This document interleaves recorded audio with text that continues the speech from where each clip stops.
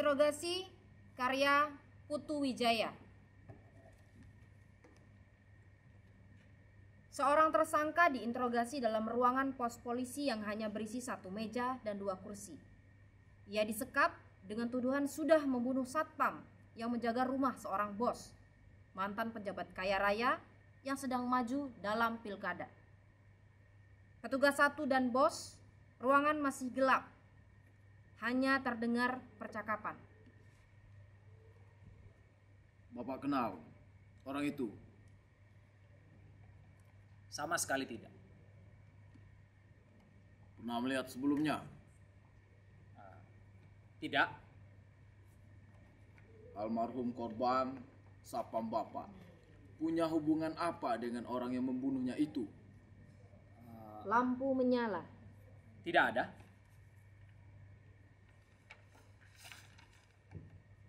Yakin? Yakin?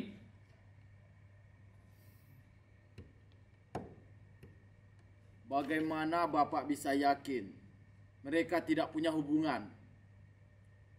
Berarti Bapak pernah menanyakan sebelumnya. Kalau Bapak pernah menanyakannya, berarti Bapak kenal orang itu. Itu bertentangan dengan jawaban Bapak sebelumnya. Bos tersenyum. Kok Bapak tersenyum? Iya tidak. Maaf Pak, maaf.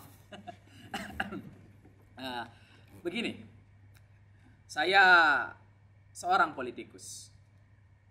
Dalam politik, senyum adalah penyelamatan dalam menuju perjalanan yang panjang. Menolong kendaraan yang remnya blong. Tapi rem saya tidak blong. Saya juga tadi bermaksud untuk memuji Bapak.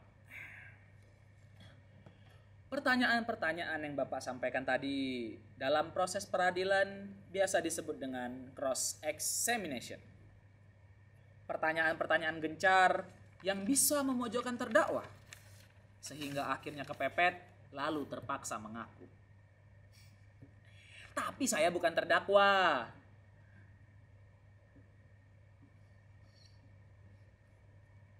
Saya justru orang yang paling sedih.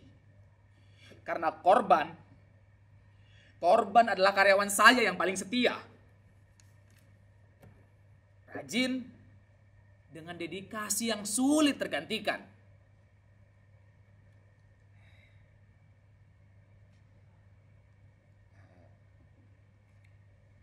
Dia juga selalu ingat dengan pesan saya. Sebagai satpam yang menjaga pintu rumah saya, dia adalah pengawal pribadi, gantungan nyawa saya.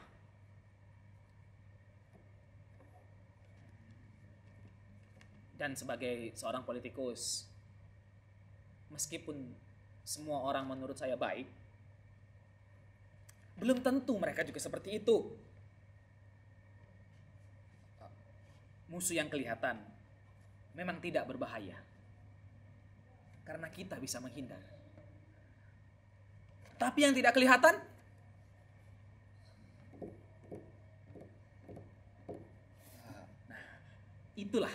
itulah yang saya tugaskan kepada almarhum untuk diblokir.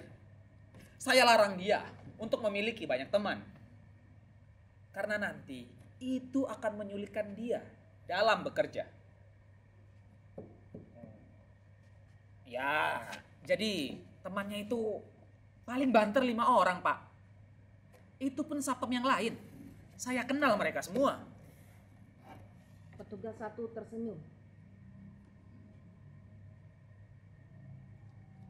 Jadi baik Bapak maupun almarhum memang tidak kenal orang itu. Betul sekali.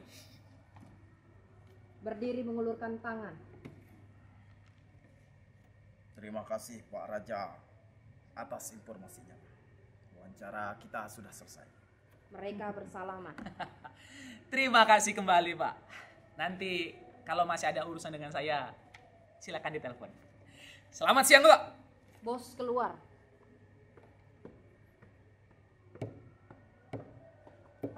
Petugas 2 masuk.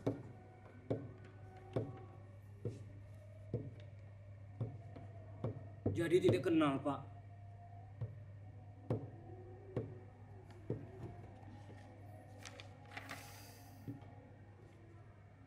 Kok ada orang seperti hantu? Tidak ada yang kenal. Bawa dia masuk. Petugas 2 keluar, lalu masuk membawa tersangka yang tangannya diborgol dan selalu menundukkan muka. Petugas 2 mendudukkan dia di kursi. Buka borgolnya. Hah? Buka. Buka. Petugas 2 membuka borgol.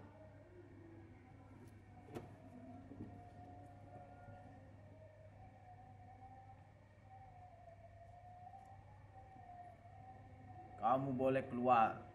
Loh. Maaf, Bang. Kurang jelas.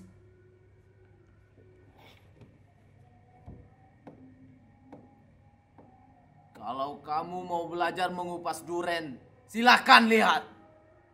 Tapi jangan menilai prosesnya.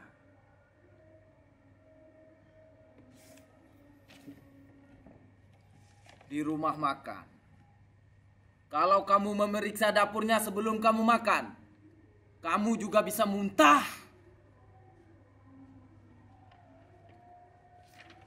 Jadi, lihat output finalnya saja. Kita ini hanya anjing-anjing penjaga hukum.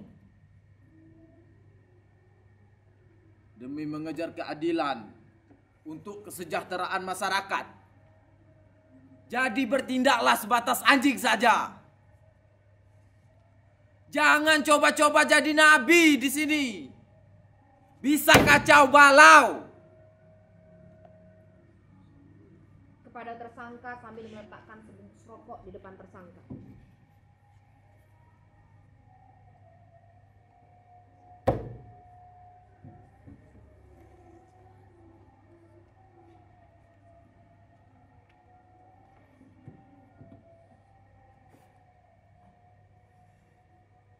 Silakan merokok.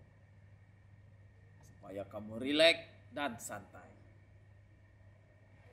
Sebab kita akan membicarakan perkara penting yang menyangkut masa depan.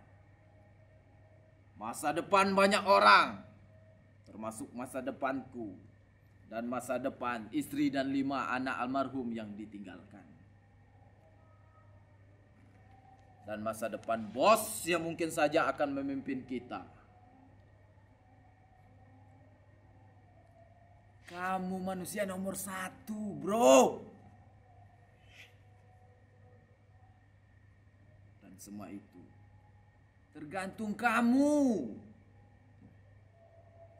Jadi, kamu harus bicara gamblang tanpa menutup-nutupi fakta. Pintu keringanan akan terbuka lebar. Tapi kalau kamu berkilah, berdalih, berkelit dengan 1001 alasan, pintu keringanan akan tertutup. Sekali hakim mengetukkan palu, kamu akan terkubur hidup-hidup. Jadi, lebih baik kamu mengaku, minta maaf, kamu sudah hilaf. Bukan maksudmu untuk membunuh Satpam Setimo itu. Tapi, ada setan yang dibantu oleh iblis. Tega-teganya meminjam tubuhmu untuk menikamkan belati ke jantung Satpam itu. Bukan kamu, tapi setan dan iblis. Jadi, jangan bikin kami repot-repot untuk mengurus urusan kematian Setimo. Yang hanya Satpam kere itu. Seabrek-abrek tugas lain ini menunggu kami. Tahu? Bukan hanya mengurus kamu, setan. Bajingan! Kamu bunuh Satimo karena kamu ingin menggantikan posisi kanan bos? Atau kamu dibayar lawan politik, bos? Pembunuhan ini adalah skandal politik yang kejangkitan virus tujuan menghalalkan segala cara.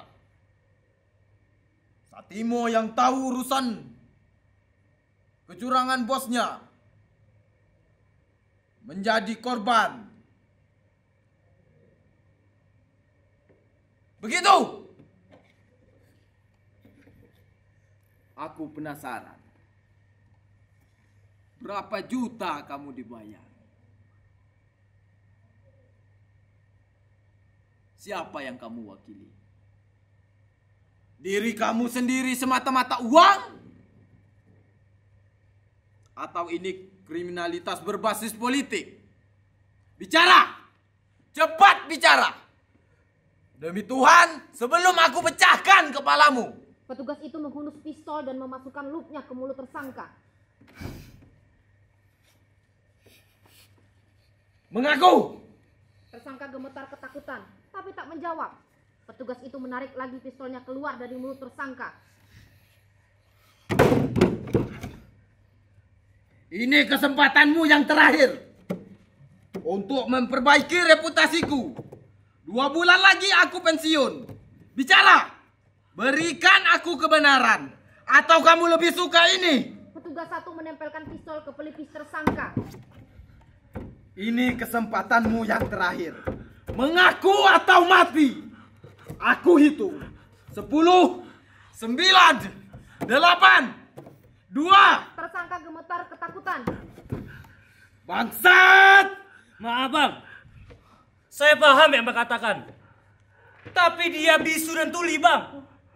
Dia tidak mengerti yang Bang katakan.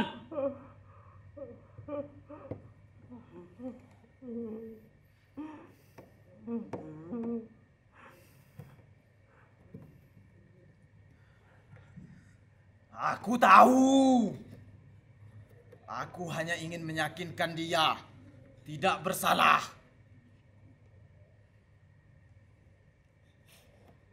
Karena orang yang berada di sekitar kafe mendengar ada pertengkaran sebelum Satimo terbunuh. Jakarta, 9 November 2017. Pukul 13.30 waktu Indonesia Barat, hujan dan petir.